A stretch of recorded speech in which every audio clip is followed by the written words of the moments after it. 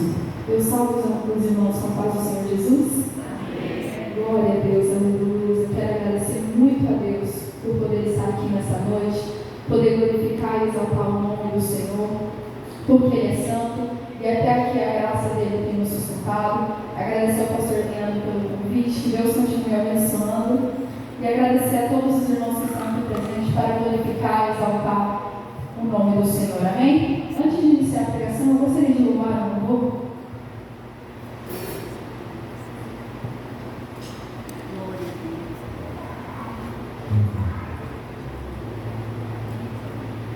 Não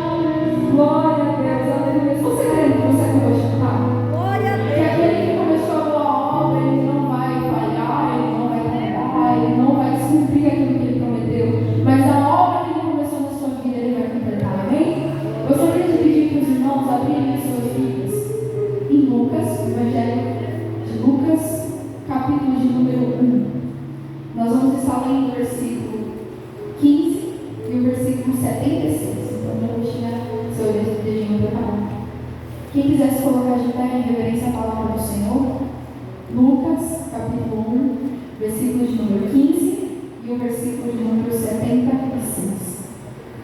Vai glorificando o nome do Senhor, irmão. Ele é santo, ele é poderoso, ele é digno de toda honra e toda glória. Lucas, capítulo 1, versículo de número 15 a 76. Diz assim a palavra do Senhor: porque será grande diante do Senhor, e não beberá vinho, nem bebida forte, e será cheia do Espírito Santo, já desde o ventre de sua mãe. Versículo 76. E tu, ó menino, serás chamado profeta do Altíssimo, porque hás de ir ante a face do Senhor e a preparar os seus caminhos. 77. Para dar ao seu povo conhecimento da salvação na remissão dos seus pecados, pelas entranhas da misericórdia do nosso Deus, com que o Oriente do Alto nos visitou, para alumiar os que estão assentados em trevas e sombra da morte, a fim de dirigir os nossos pés pelo caminho da paz. Pode se assentar.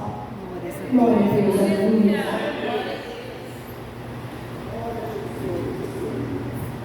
Lucas capítulo 1 vai começar falando para nós a história de um casal chamado Zacarias e Isabel, ambos já avançados de idade. Zacarias e Isabel, Lucas vai relatar que eles eram um casal segundo o coração de Deus. Eles o adoravam e seguiam os preceitos e mandamentos do Senhor irrepreensivelmente. Eles adoravam a Deus de todo o coração, eles eram um exemplo de casal na época. Porém, Zacarias e Isabel tinham um certo detalhe. A Bíblia vai nos declarar que Isabel era estéril, e por eles ambos serem avançados de idade, eles não possuíam filhos. E um determinado dia, a Bíblia vai nos dizer que Zacarias era um sacerdote, e como era o costume sacerdotal, pela manhã e de tardezinha, o sacerdote entrava no templo, oferecia incenso ao Deus, para que como representasse as orações subindo ao Pai. E do lado de fora, todo o povo orava continuamente durante esse processo de oferecimento a incensos. E como era de costume, Zacarias, ele entrou, a Bíblia não vai dizer em qual horário, ele entrou no templo para oferecer um incenso ao Senhor. E eu acho muito interessante porque esse incenso que representava as orações subindo ao céu, era necessário o sacerdote fazer para uma representação que a oração que o povo estava fazendo do lado de fora era ouvida por Deus. E hoje em dia, para a honra e glória do nome do Senhor, podemos orar ao Pai diretamente, porque o mediador, que é Jesus Cristo, ele já morreu na cruz do Calvário e ressuscitou para que as nossas orações subissem ao Pai. E ainda por cima, a Bíblia vai nos dizer que temos um intercessor chamado Espírito Santo. Em Romanos capítulo 8, versículo 26, a Bíblia vai nos dizer que o Espírito Santo, por nós não sabemos como pedir, o Espírito Santo intercede por nós com gemidos inexprimíveis. Então não temos o incenso, mas temos o Espírito Santo, que eu acredito que já é mais que suficiente. Então a Bíblia vai dizer que Zacarias, ao entrar no templo, oferecer sacrifício e uma órbita sobrenatural, porque estava tendo um momento de oração do lado de fora e do lado de dentro, um momento de adoração e louvor a Deus. Então é uma órbita perfeita para Deus revelar o sobrenatural. A Bíblia não cansa de nos dizer como em muitos momentos sobrenaturais, em muitos momentos de órbita de adoração, acontecem coisas sobrenaturais. A exemplo, Atos capítulo 13, enquanto a igreja orava, o Senhor envia um anjo até a cadeia e liberta Pedro. Algo sobrenatural que aconteceu em um momento de adoração. Então, quando nós estamos em adoração, em louvor, em oração a Deus, coisas sobrenaturais acontecem. Então, no momento que Zacarias está no templo, um anjo se aproxima de Zacarias e começa a profetizar a Zacarias. E nesse momento, o anjo vai dizer bem assim: não temas, as suas orações foram ouvidas. Agora vamos pensar a lógica. Se as orações foram ouvidas, é porque houve orações. E um ponto importante é que significa que orações no plural, significa que teve vários momentos de oração. A Bíblia não vai dizer durante quanto tempo, meses, anos ou dias, Zacarias orou para que um milagre acontecesse na vida de Isabel. Mas a oração foi ouvida. E não diferente acontece em nossas vidas. As nossas orações são ouvidas por Deus. Porque a Bíblia não cansa de nos dizer como a oração ela tem poder, seja ela curta, longa, com lágrimas, em silêncio, alta, baixa, a oração ela tem poder. Alguns fatos que podemos notar na Bíblia, o que eu mais gosto, se encontra em 1 Reis capítulo 17. um profeta chamado Elias, ele declara ao povo uma oração simples, curta e breve: não vai chover mais. E a oração é ouvida e não chove durante 3 anos e 6 meses. E quando ele ora novamente para que descesse chuva, a chuva desce. Outro momento que a gente pode ver em 1 Samuel capítulo 1, milagre de Ana. Ana orou com amargura na alma, com lágrimas. Nenhuma palavra saía, ela balbuciava, mas foi uma oração extremamente potente perante a Deus, porque o milagre de Ana foi atendido. Então, quando nós entendemos a importância da oração, não só na questão de petição de milagres, mas em qualquer momento, em questão de expulsão de demônios, libertação de demônios, quando a gente ora para curar um enfermo, quando a gente ora em busca de comunhão com Deus, quando a gente busca intimidade com Deus, as nossas orações são ouvidas.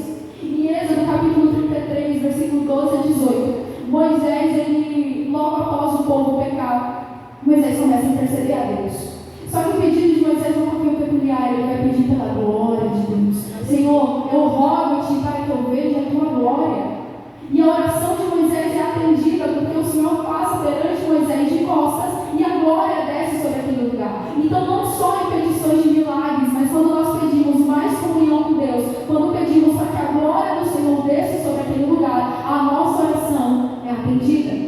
Porque o principal não é nem o modo como falamos, o modo como pedimos, o modo como choramos. O que importa verdadeiramente é a nossa vida no altar. No início do capítulo 1, a Bíblia vai deixar bem claro que Zacarias e Isabel eram homem e mulher de Deus. Adoravam, oravam, buscavam e seguiam os preceitos e mandamentos. Então, olha só, não foi a oração de Zacarias que naquele dia foi diferente. Foi a vida de Zacarias que teve encontro com Deus. A vida de Zacarias foi levada em consideração perante o Pai.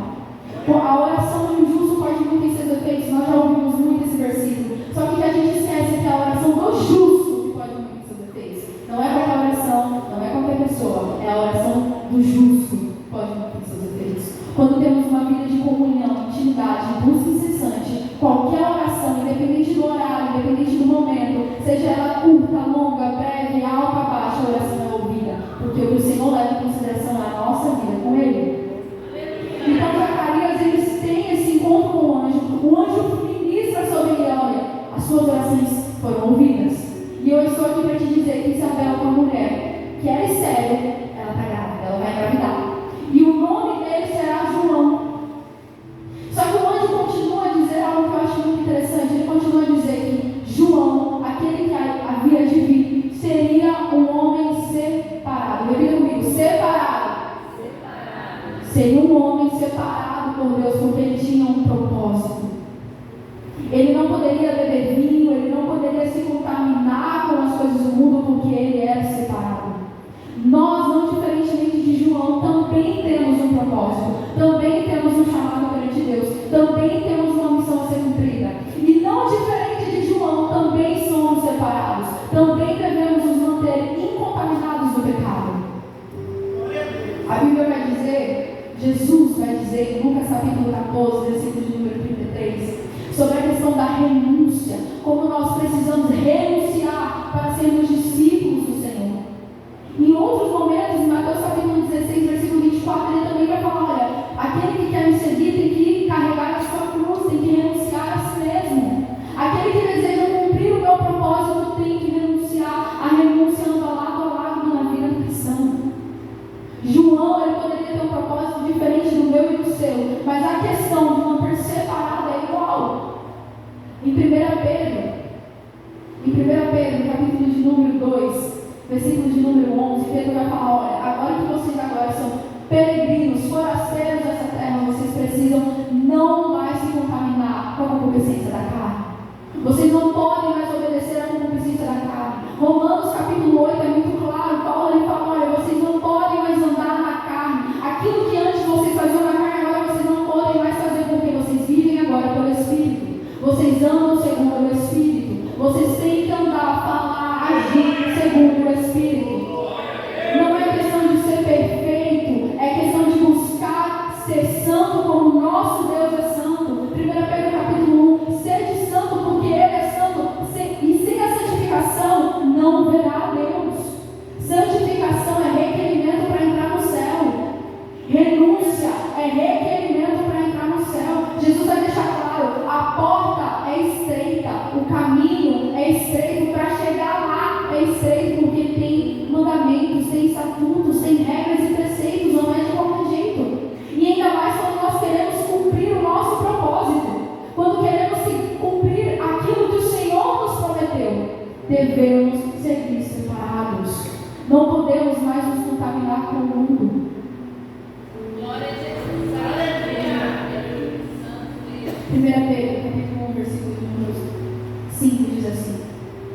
vós também, como pedras vivas, sois edificados casa espiritual e sacerdócio santo para oferecer sacrifícios espirituais agradáveis a Deus por Jesus Cristo. Nós não mais somos aqueles usados pelo diabo para agradar o diabo, para realizar o pecado, a concupiscência da carne. Hoje nós somos casas espirituais, templo do Espírito Santo, para oferecer um sacrifício santo e adorável a Deus. Nós não mais somos templo do diabo, não somos mais usados por ele, não estamos mais debaixo do pecado, estamos debaixo da graça de Deus, e por isso temos que andar de frente.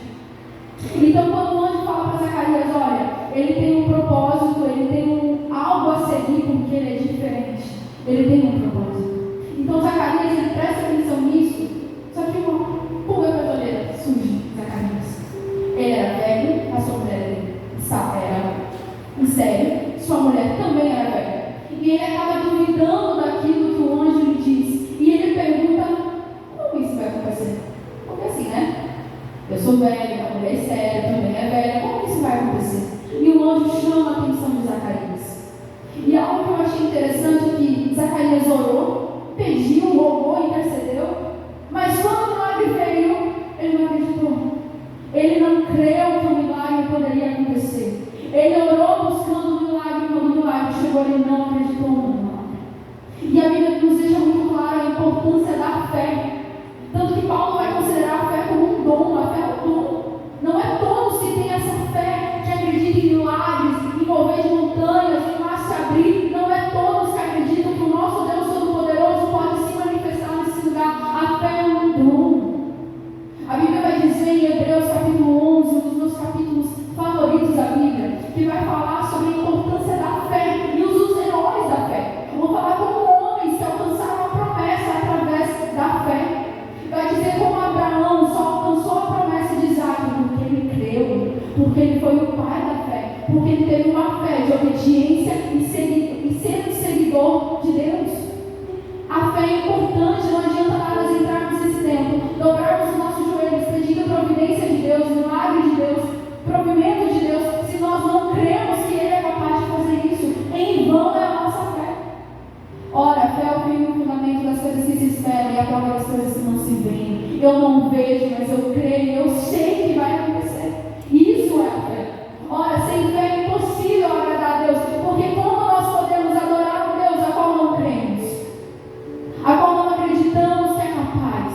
Então não que adianta entrarmos no templo do Senhor, pedimos um milagre, pedimos uma providência, pedimos um mover de Deus, se nós não cremos que Ele irá fazer, ou não cremos o modo como Ele irá fazer. Eu ouvi uma música esses dias, ele fala assim, Deus ele trabalha com improbabilidades, Deus ele não é algo provável, Ele não vai trabalhar com probabilidades, com algo que é possível ou não de acontecer, Ele vai trabalhar com impossibilidades, o que é impossível, o que não tem como fazer, o que não tem como realizar. Deus ele vai entrar nessa área, porque impossíveis é a ação de Deus.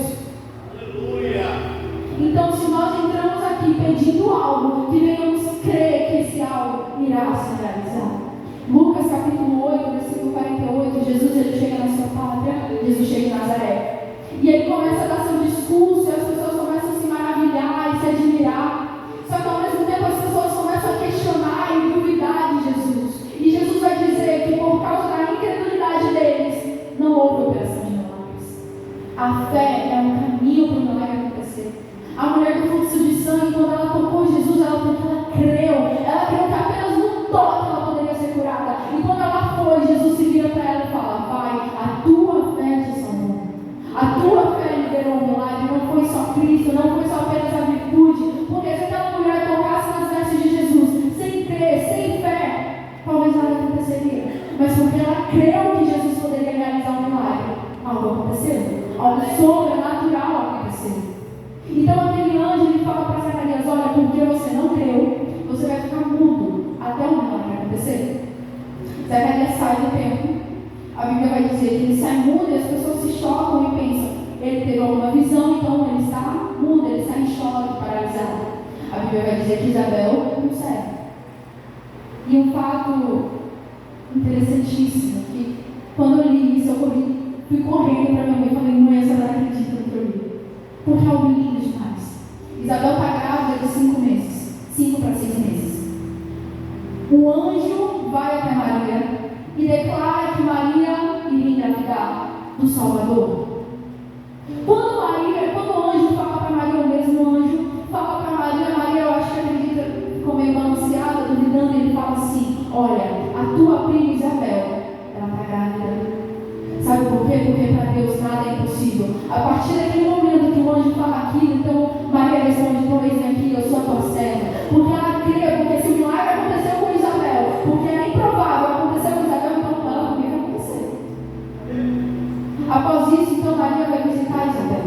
E a Bíblia vai declarar que no momento que Maria entra na casa de Isabel, que ela vê Isabel, João começa a saltar no ventre de Maria, de Isabel.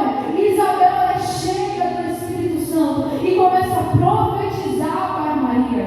E recebe uma revelação do alto que aquele que está no ventre de Maria é o Altíssimo, é o Salvador, é o Senhor dela. Ela declara: bendita és tu, mulher, porque o fruto do teu ventre é o meu Senhor.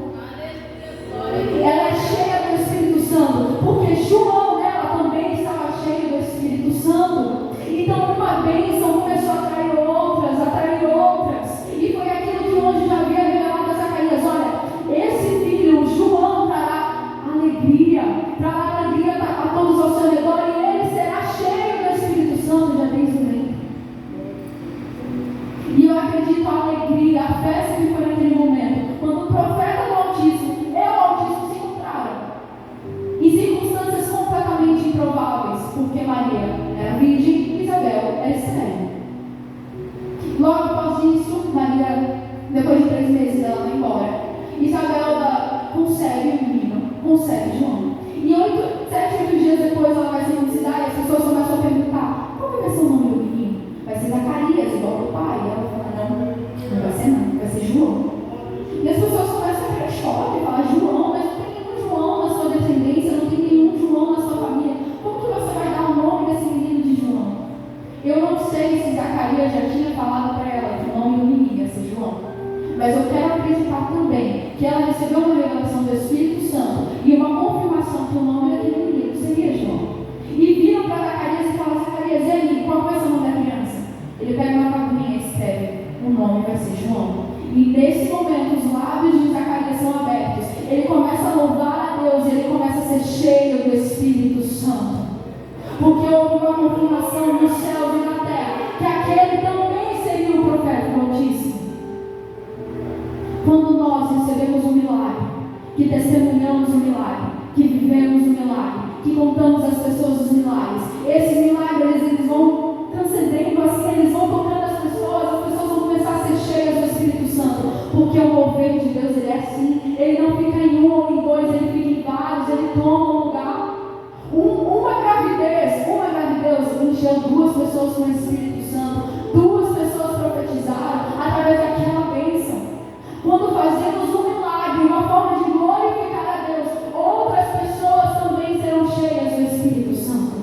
Quando a mulher samaritana ela recebe Jesus, e Jesus começa a falar: olha, eu sou a água viva, olha, eu sou aquele que você pode adorar em qualquer lugar, independente. Aquela mulher, ela se alegra tanto, que ela começa a entrar em Samaria e fala: olha, o Jesus, o Messias, ele conversou comigo, ele falou comigo.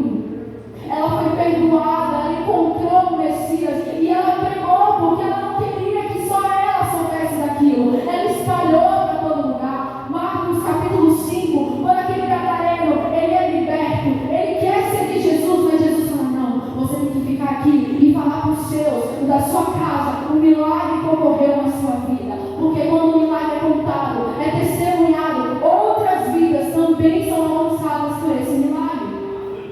E esse é o sobrenatural de Deus, esse é o magnífico de Deus, porque Deus ele não quer que só 1 ou 2 provem daquilo que ele tem para dar, mas ele quer que toda a humanidade prove daquilo que ele tem para dar.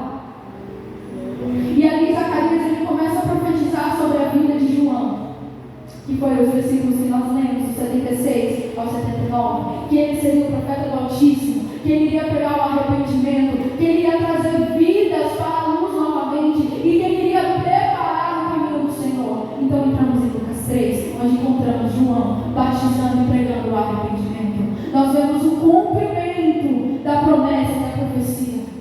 Nas nossas vidas não vai ser diferente. Através de oração, da fé, da busca incessante, assim como aconteceu na nós também teremos os nossos propósitos cumpridos na nossa vida. E eu acredito que não só eu, mas vários aqui vão começar a pregar e a dizer a todas as pessoas: olha, Jesus ele é lindo, Jesus te ama, Jesus é tremendo, porque o que tem em nós temos que dar para as outras pessoas. A irmã falou aqui no começo do culto, temos que frutificar. João capítulo 15, Jesus fala isso, temos que frutificar, temos que falar para as pessoas o que tem em nós, temos que pregar o evangelho a toda criatura, porque essa é a nossa missão, esse é o nosso propósito, fazer com que as pessoas conheçam Jesus de milagres. E assim que eu termino a minha pregação e agradeço a minha oportunidade em nome de